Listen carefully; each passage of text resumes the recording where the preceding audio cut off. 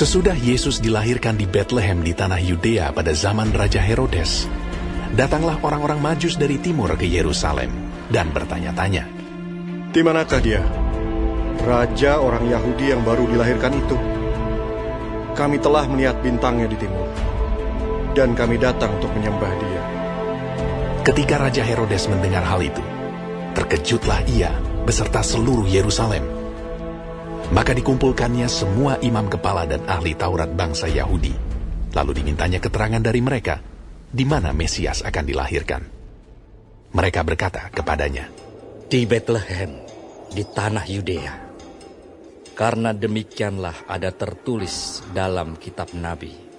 Dan engkau, Betlehem, tanah Yehuda, engkau sekali-kali bukanlah yang terkecil di antara mereka yang memerintah Yehuda.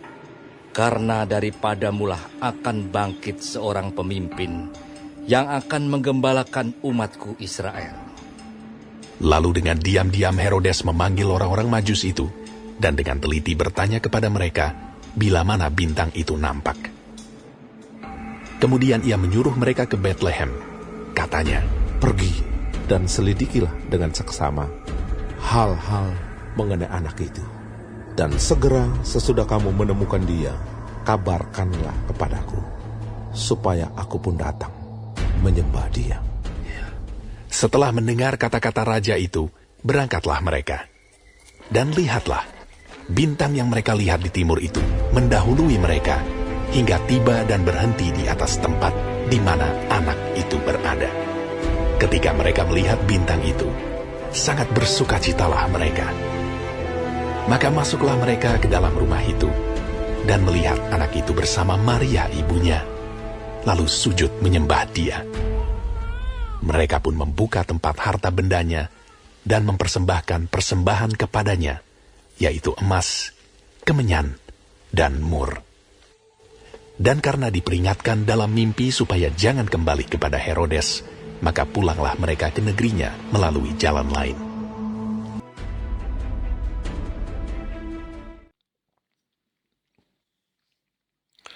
Saudara-saudariku yang terkasih dalam Tuhan kita Yesus Kristus, kisah mengenai orang-orang Majus dari timur bersama dengan bintangnya adalah salah satu kisah Injil yang menimbulkan rasa ingin tahu. Orang ingin tahu kisah itu sampai ke detail-detailnya. Pertama, orang ingin tahu mengenai tokoh-tokoh yang dimunculkan dalam kisah itu. Siapakah orang-orang Majus itu?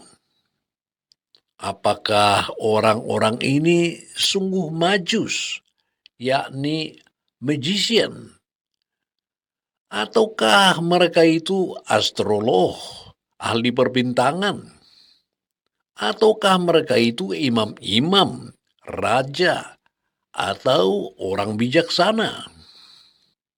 Ya, kadang mereka itu disebut sarjana.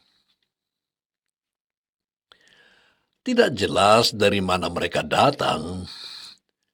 Memang dikatakan dalam Injil bahwa mereka melihat bintangnya di timur.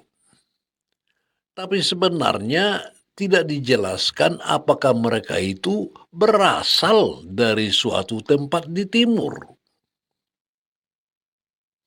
Dan berapa orang mereka itu? 2 atau 3 atau lebih?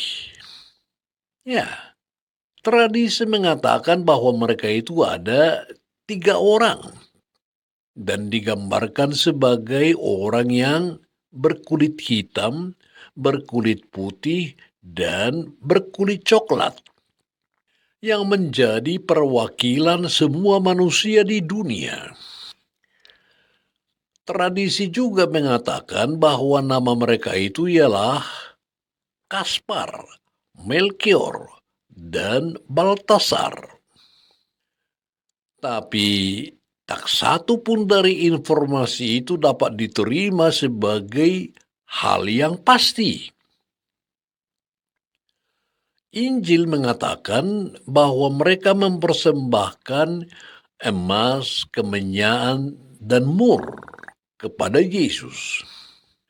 Lalu tradisi menambahkan bahwa ketiga jenis persembahan itu adalah simbol dari Kristus sebagai Raja, sebagai Allah, dan sebagai manusia.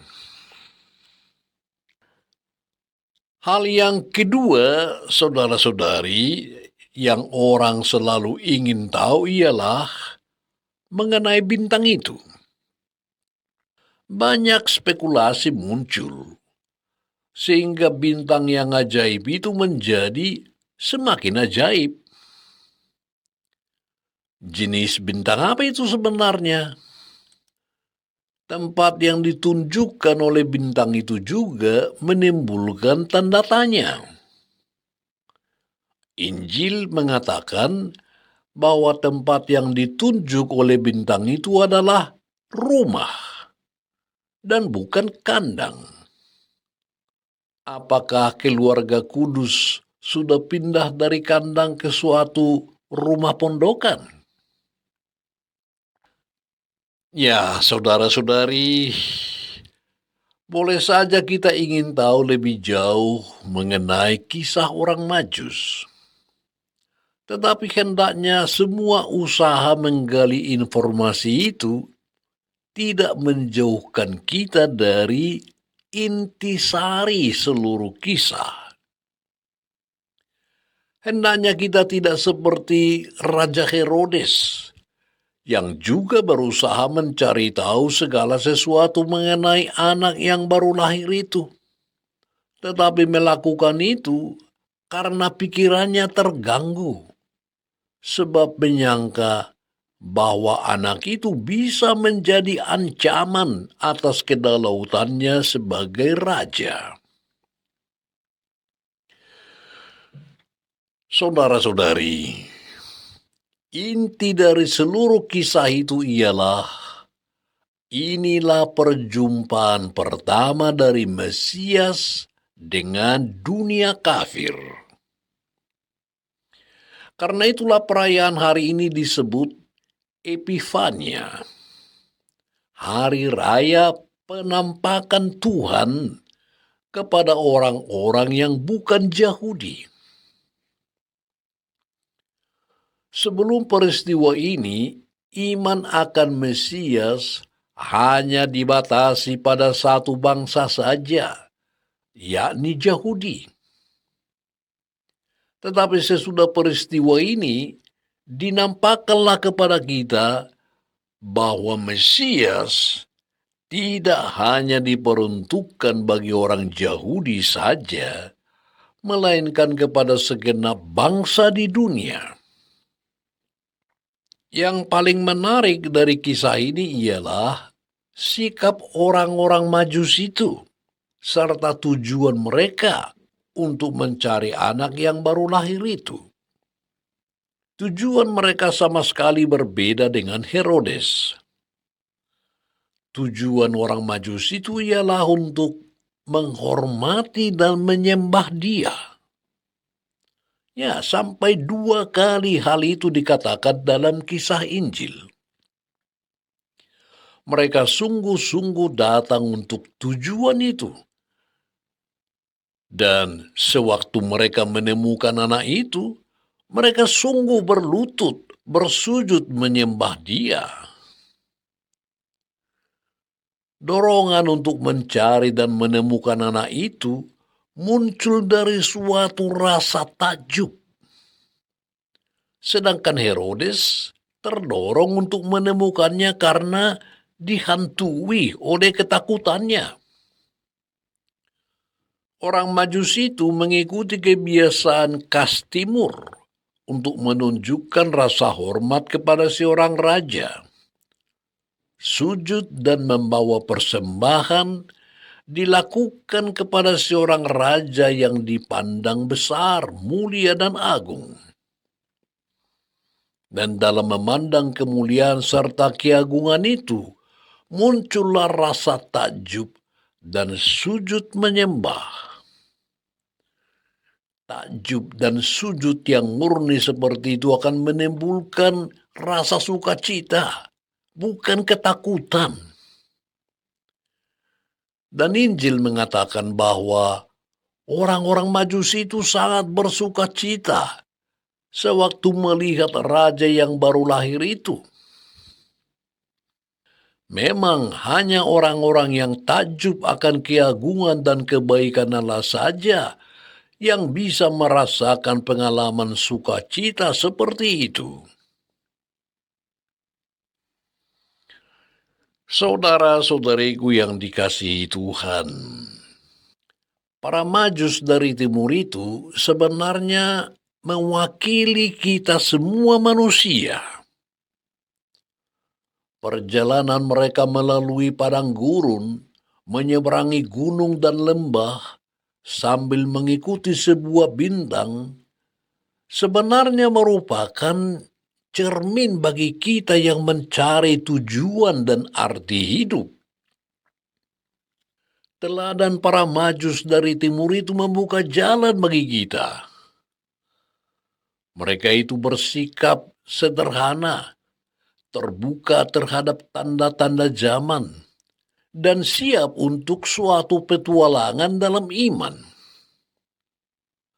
Mereka mau merendahkan diri dan sanggup mempercayai orang lain yang bersedia menerangkan rencana Allah. Mereka mengakui dalam iman bahwa anak yang baru lahir itu adalah penyelamat segala bangsa. Kini bintang itu boleh menghilang dari pandangan, sebab bintang itu sudah menjadi milik mereka di dalam hati dan tetap bersinar. Saudara-saudari, mencari tujuan dan arti hidup tidak akan mungkin bila kita tidak dibimbing oleh iman yang memampukan kita melihat hidup ini jauh ke kedalaman dan bukan hanya melihatnya pada permukaan atau sedikit di bawah permukaan. Hidup adalah suatu peziarahan, suatu perjalanan panjang mencari Allah dan kebenarannya, suatu perjalanan mencari makna kehidupan. Dan mencari kebenaran hidup akan selalu menuntut orang untuk berani meninggalkan pandangan dan situasi hidup yang selama ini dianggapnya aman dan mantap.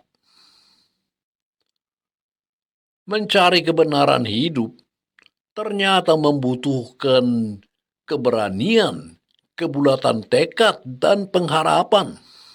Sebab perjalanan itu bisa panjang dan melelahkan, diwarnai dengan pelbagai kegagalan, keraguan, dan kebingungan. Senang atau tidak senang, ternyata dalam diri setiap manusia tertanamlah di lubuk hatinya yang terdalam suatu kerinduan dan keresahan untuk mencari dan menemukan kebenaran dan kebahagiaan yang hanya dapat terpenuhi bila kita merasakan kehadiran Allah. Seperti orang Majus itu, kita dipanggil untuk mencari dan menemukan kehadiran Kristus dalam kehidupan kita. Kita dipanggil untuk memandang ke sekitar kita dan mencari Tuhan yang sebenarnya ada di antara kita, yang kehadirannya sering muncul dalam situasi kehidupan yang tidak kita sangka. Ia datang dalam diri orang-orang yang sering tidak kita duga. Ia hadir di tempat-tempat yang sering tidak kita sangka dan pada saat-saat yang tidak kita harapkan. Bisa saja dia kita temukan dalam senyuman seorang bayi yang lemah, Bisa saja dia hadir dalam derita orang sakit, dalam linangan air mata orang yang berduka dan menderita.